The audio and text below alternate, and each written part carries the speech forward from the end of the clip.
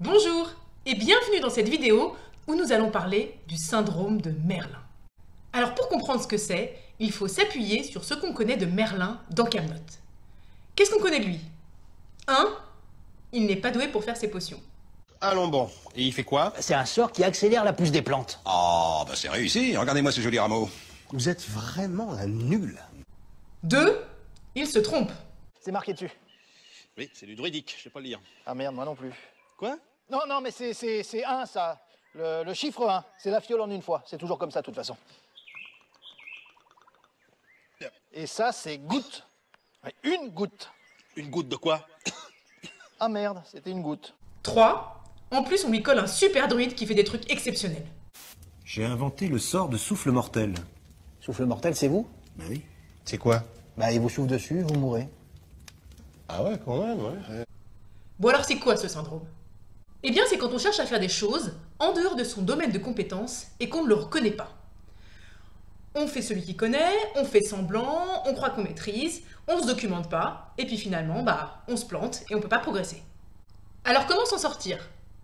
La première chose, c'est d'identifier ses limites. Et franchement, des plaques de dissimulation, je vois pas ce que ça a de compliqué. Ah bah c'est pas que c'est très compliqué, mais il faut avoir des bases de magie, tout le problème est là. Monsieur Elias, seriez-vous en train d'insinuer que je n'ai pas les connaissances suffisantes pour fabriquer des plaques de dissimulation? Non, je veux insinuer que vous n'avez pas les connaissances suffisantes pour faire des crêpes. Alors quand on reconnaît ses limites, c'est ensuite beaucoup plus simple d'identifier les moyens de progresser.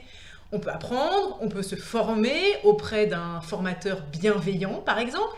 Dites-lui au moins ce que vous préparez, ça vous coûte quoi? Ben ça me coûte du temps, voilà. J'ai essayé une fois, ça prend des plombes, il comprend rien. Bah ça va bien, hein? Ça va bien! Je vais vous donner maintenant un exemple concret en cosmétique maison. C'est un truc que je connais bien et j'ai moi-même souffert du syndrome de Merlin à mes débuts. Alors qu'est-ce que j'ai voulu faire au début? Au début j'ai voulu faire des préparations compliquées, des super crèmes avec des émulsifiants, j'ai acheté de la gomme xanthane, j'ai essayé de faire des trucs. Bon finalement j'ai fait de la merde. Alors qu'est-ce que j'ai fait maintenant? Maintenant je me suis documentée sur 3 produits que je maîtrise parfaitement. L'huile végétale, le gel d'aloe vera et le vinaigre de cidre.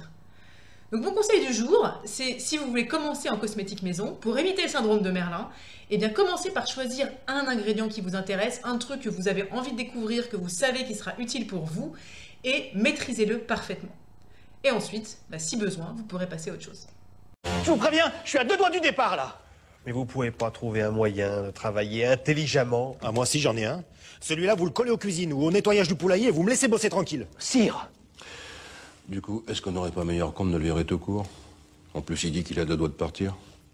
J'ai tout entendu et c'est honteux!